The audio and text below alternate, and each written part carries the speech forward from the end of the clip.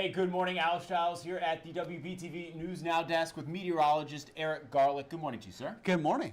Good morning so far? Yeah, so far so good. Just got done with the morning shows on air on WBTV, and now we wanted to hop on the streaming platforms and online on Facebook Live to obviously talk a little weather, but also talk about some fun holiday-related stuff too, right? Yeah, we really do enjoy engaging with you.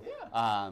Obviously we can't do it on a TV screen, but with Facebook, we can do it in some sense, through the show, but also it's a little bit easier to digitally, right? Yeah, for sure, and we can do it in real time. So if you have a question, feel free to drop it. Drop it down below. You want to start with the question of the day first? Yeah, we've got this posted on the WBTV News Facebook page today. The question is, does your family have a weird holiday tradition? Tell us what it is. Does your family have a weird holiday tradition, Garlic? I don't think they're weird. Not to you guys, at least, right? Yeah, growing up, we always had Christmas Eve, we had the holiday misfit party. So if anybody didn't have a family party to go to, just kind of the friends got together and that's cool. Did a little celebration. Santa Claus usually made an appearance, before he got out delivering presents and stuff like that. So it was good. Cool. What about you? I feel like we don't have any that folks would consider strange. I feel like we always would eat like the same type of foods though. So always traditional Thanksgiving food for Thanksgiving. For Christmas, I feel like my mom would always make some sort of roast for dinner. So I think it's just sticking to those meals. A lot of times cinnamon rolls on Christmas morning. That's what I was going to ask you. What are they? Roast for Christmas Roast for meal? Christmas, maybe cinnamon a rib rolls. Roast. Cinnamon rolls for Christmas breakfast with maybe a breakfast casserole too. So you have the sweet and the savory. Yeah. And then obviously for Thanksgiving, just the classic Thanksgiving meal with the turkey, the stuffing, the mashed potatoes, gravy all over everything. I always did the classic Thanksgiving until I got married, and really over the last couple of years, we've went away from the turkey. We've done a Thanksgiving vacation, do some fillets, and just kind of a more just a nice dinner versus turkey. That's so interesting. Nothing against turkey, right? But I would rather have a fillet over turkey. Look at you, dude. You're gonna get some comments here if you start saying stuff like that. Fillet over turkey on Thanksgiving. Fillet is delicious. Yeah. But on Thanksgiving, I feel like you got to go with turkey. And to each his own, right? Yeah. And we got another question, right? Yeah. Real tree or fake tree? That's right. Let me see if I can pull this up for us real quick. All right. Do you prefer a fake tree or a real tree? Now, this poll is not live, but we had this going on WBTV.com/vote recently. A lot of people saying fake. 64% of people responded said they prefer a fake tree. Where do you stand on this? We like to decorate November 1st. Okay. So, to get a real tree last that long and not have... Not happening, right? But it's deeper than that. Growing up, I was actually allergic to Christmas trees. I would always get sick in January and February, and we figured out it was because of the real Christmas tree. So once we figured that out, that went by the wayside. That's so interesting. Were you not deathly allergic, right? Hospitalized. Really? Yeah, pretty much chronic pneumonia every year. February, January time frame, I would get pneumonia and have to be hospitalized for it. So there you go, Eric Garlick, allergic to Christmas trees. Yeah. We have a fake tree just because it's easier. Growing up, my family would do the real tree. Yeah. Go out and cut it and do all that. Yeah, the whole 9 yards. Yeah. My wife and I, though, we've started to do the fake tree. I think I like that better. Yeah. It's just easy. No mess. You don't have to clean up pine needles. Don't have to worry about water. Yeah, right. And the fire hazard. I mean, really. Right. Nothing against real trees, but.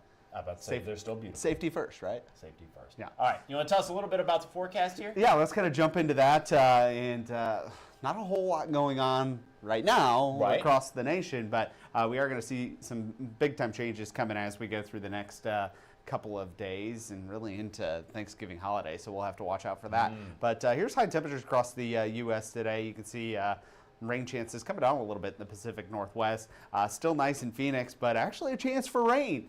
78 degrees with that 10% chance of rain. As we take a look at nation's midsection there, OKC at 69, Houston 67, Minneapolis 66. Still pretty warm out across the Midwest. How about Detroit coming in at 62 degrees?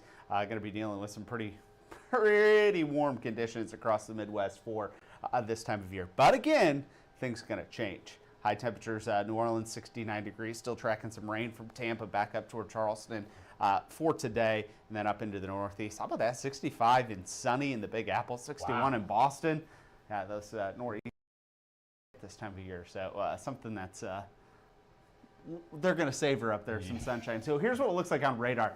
Notice a couple different systems. Got the system in California, the Four Corners region, some snow up across the Northeast. But I want to take you to Florida, and this is what happened overnight. And what do you see when you look at this? It looks like a lot of rain. Do you notice the circulation though, right near Key Largo? Yeah, is that something they need to be alarmed about? So, well, this is moving off the coast. Right. So I wanted to dive a little bit deeper into what makes the system tropical. Okay. So you can see that a tropical disturbance typically is about 100 to 300 miles wide. There's no frontal features, so there's no warm front, there's no cold front, and it has to maintain the identity for 24 hours. As you can see from that radar loop, not a whole lot of what's going on, lasted 24 hours. And then from tropical disturbance goes to tropical cyclone. Typically on the meteorology world is 600 miles or wider. It's warm core, non-frontal. So there's no defined warm front, there's no defined cold front. And we'll talk about why that's important in just a little bit, but it has to start over tropical or subtropical waters. Organized deep convection, definitely had that. You had the circulation, you had those thunderstorms. Closed surfaced wind circulation. So that means you have the 360 degrees of winds around a well-defined center. Okay. And that's the closed surface wind circulation, which, it could have had, but doesn't meet the other criteria. And another thing that makes it tropical is how it runs. So a tropical system, the warm core, it actually takes energy and heat from the ocean and it exports it into the cooler upper levels of the atmosphere, kind of operating like a machine. So take the hot air and just export it. It's a little bit different than an extratropical system. It gets energy from the horizontal temperature differences, fronts. So the warm and cold fronts kind of fuel the system on a horizontal scale versus a vertical scale with which makes that system tropical. So just a little bit more information about why that system technically wasn't tropical, because it didn't have a couple of those things in particular. Little science lesson. That warm core, yeah. This is the stuff that you don't normally have time to go on, on and on about on TV. Yeah. So that's interesting. Yep. And speaking of the tropics, so there's that 10% chance of development, and you can see that system that I showed you kind of working into that area.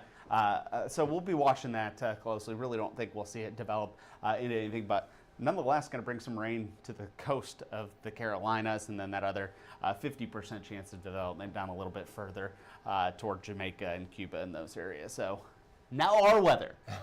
Really the eastern third of the U.S. Right. This is Tuesday. You can see that area of rainfall there working up the East Coast, and that area of low pressure going to bring us some rain, much needed rain. So those rain chances really arriving late Monday and will end very early on Wednesday morning. Thunderstorms, yeah, it's possible. We could see some of those thunderstorms, and we're keeping a close eye on them. Maybe the potential for some severe weather down across Dixie Alley. So we'll be watching that closely. Thanksgiving for us, though, looking pretty good. A lot of sunshine, dry, and chilly. So here's a look at the nation as a whole as we head into the weekend. You can see that system moving out, and then that second system developing. Some snow up into the Great Lakes. I told you it was going to change, mid-60s for Detroit today. Not going to be the case as we head toward next week. Look at that snow kind of wrapping around. Maybe a little bit of snow into Indiana, Ohio. We talked about it yesterday and the day before. These models kind of flip-flop back and forth. Something that we're watching, but definitely some cold air coming our way. As far as rainfall totals go, the next 7 days or so, highest chances along the East Coast. We like to see that, especially the Southeast after as dry as we've been. The first alert for Tuesday, impactful rain. It's been a while since we've had any rain, substantial rain. Also the possibility for some thunderstorms and the fact that it is a travel day. So a lot of reasons why we issue that first alert, but going to have to be something to watch as you head toward Tuesday, especially if you're heading out. So as far as our rain totals, a half to an inch over the next 7 days, but we could be up in those depending on how things turn out. And taking a look at the potential for that snow, starting to see that ramp up. There you go, across the Midwest as we head into next week as well. Keep that out of our area. Dreaming of a white Thanksgiving, right? No. Some folks are going to see some snow for Thanksgiving, but today looking pretty good. We'll work in some sunshine. Things topping out around 70 degrees for today. And there's that 7-day forecast showing those temperatures into the 70s the next couple of days. But watch this. We got the 10-day forecast. There we go. Got to highlight Thanksgiving. Again, things looking pretty good after we get that rain out of here Monday and Tuesday, in particular on Tuesday. So this is how I'm looking at it now. It seems like we could have a really, really nice weekend. We'll deal with the rain in the early part of next week, and then hopefully everything clears out for a nice, lovely Thanksgiving holiday. That was like what you guys are forecasting. Impacting the, would you rather have it on Thanksgiving or Black Friday, or would you rather have it on your travel and, tack a couple extra hours onto that travel? Well, see, that for the folks who are traveling, I can understand how that would be cause for concern, especially if you're somebody who just likes to stay inside and eat food and watch football on Thanksgiving Day. But yeah, that's it's an interesting point. It's going to be difficult for the folks who are either driving or possibly dealing with situations at the airport. Still a week out. Timing could change a little bit, but we're really kind of honing in on that Tuesday time frame for those rain chances. That's the day to watch. All right, we had asked folks about quirky holiday traditions. I was looking at some of the comments we've already gotten here on the Facebook page. Jeffrey Tiffany said, "It's not weird to us, but a cherished tradition. My sister and myself, with our spouses, our kids, and their spouses, we all spend the night with our mom the night before Christmas Eve every year." So that's really cool. I love it. Family time is great. Family time is what it's all about, right? For sure. Steve said, "Take our Christmas decorations down the day after Christmas." That's too soon for me. See, that's why we put it up early. My wife, we got to get it up early, and as soon as Christmas is over, it's done, packed up by the new year, and I like to keep it up as long as possible. My wife usually gives me till the new year, and then she's like, all right, we're taking it down. Yeah. Samantha said we do a trunk or treat with the theme of the wrong holiday each year. So first year was Christmas, second was Easter, third was St. Patrick's Day, and fourth is Valentine's Day. I like it. That is quirky. But yeah, it does sound fun, though. It's a little bit different holiday. Yeah, I like it. And Austin said, we stuff each other's stockings with the tackiest underwear we can find. That's definitely a lot of options, I'm sure, out there. A lot of options indeed. We love hearing from you guys. So any comments on the Facebook Live before we go? We had like one where somebody I think was commenting about real or fake tree and said fake tree. So they agreed with us on that. But yeah, please, if you're watching, chime in. If you're taking the time to watch it, just go ahead and leave us a comment. Shoot us a message. Ask him a weather question. Maybe a personal forecast. He could probably give it to you. Yeah, maybe. We'll see. Of course I can. Thank you as always, Eric. Of course. Thanks for joining me. Absolutely. Have a great day.